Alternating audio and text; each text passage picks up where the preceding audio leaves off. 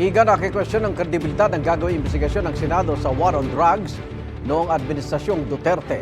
Ang komite kasing mangunguna rito ang pinamumunuan ni Senador Ronald Bato de la Rosa na umupong PNP chief ni Duterte. Ang paliwanag ni de la Rosa sa unang balita ni Mav Gonzales.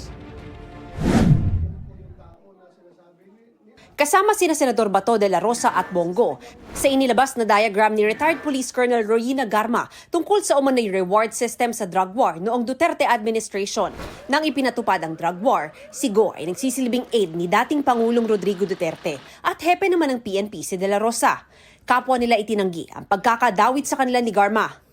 Pero kasunod ng mga ibinunyag ni Garma sa pagdinig ng House Quad Committee, magkakasaraw si de la Rosa ng sariling investigasyon tungkol sa drug war sa kapasidad niya bilang chairman ngayon ng Senate Committee on Public Order and Dangerous Drugs. Kasama raw sa mga iimbitahan ang dati niyang boss na si Duterte. Malaking posibilidad na mag-attend siya kung kami mag-imbita kasi mukhang mas komportable siya dito sa Senado kaysa lower house. Kung ano man yung mga issues na binato doon laban kay Senator Bongo, laban sa akin o sino pang ibang inaakusahan doon na ayaw mag-attend doon, pwede siya mag-attend dito sa Senate hearing.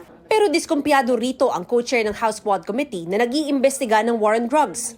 Well, the thing is, he became the Director General of the Philippine National Police during the time of the former president. No? But just imagine, he was only a Brigadier General all of a sudden. Nagdagdagan siya ng star, no? Naging Major General siya and naging Director General. So I would think that he would be more biased than actually balanced in that hearing. Kung gusto ko lang talagang gamit yung committee ko, di matagal ako nag-hearing dyan.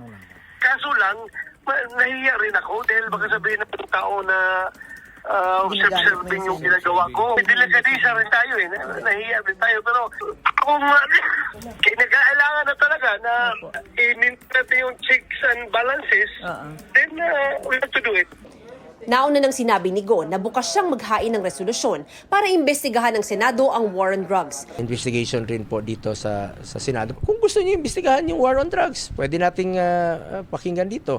Lalong-lalo na ang ating chairperson, si Senator Bato, is the chairperson of the Committee on Peace and Order. At siya po ay Chief PNP para malaman natin kung ano talagang totoo at ano po yung naidudulot nito. Pinalagan ito ng abogado ng kaanak ng mga biktima ng extrajudicial killings. Hindi po pwedeng imbestigahan ng mga perpetrators o may kasalanan ang sarili nila. Target din ng Quadcom na alamin kung galing ba sa pondo ng gobyerno ang perang ibinigay umanong pabuya sa bawat napatay noon sa ilalim ng drug war. Para matunton ang money trail, nakikipag-ugnayan na ang komite sa Commission on Audit at Anti-Money Laundering Council. Sabi ni Solicitor General Menardo Guevara, may mga naririnig sila dati tungkol sa reward system nang magsilbi siyang kalihim ng Justice Department. Pero wala raw testigo. Kahit daw sa investigasyon ng Commission on Human Rights noon, haka-haka lang ang reward system. May mga sabi-sabi lang about it, pero walang aktual na testigo who came forward para sabihin na merong talagang ganyang sistema na initiated by people sa taas, kaya masasabing may scheme talaga, no? Sa mga susunod na pagdinig ng Quadcom, meron kayang lulutang na testigo para idetalye kung saan galing ang pondo? Sa ngayon, honestly, wala pa. But we believe na merong lalabas. Sa salaysay ni Garma sa Quadcom, hiningan siya ni Duterte ng rekomendasyon kung sino ang maaaring magpatupad ng reward system sa war on drugs sa buong bansa.